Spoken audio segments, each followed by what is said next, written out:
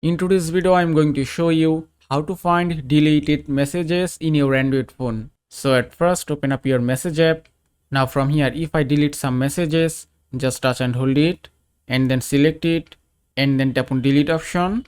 Then just tap on move to recycle bin and you can see messages has been deleted successfully. Now I'll show you how to find this deleted SMS. Just tap on three dots and here you can find recycle bin option.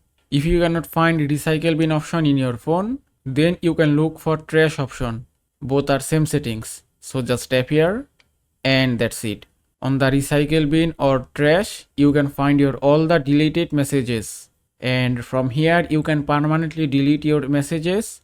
You can also restore or recover your deleted messages from here. So if you want to recover these messages, just tap on select and then select your messages, then tap on restore and then go back and that's it.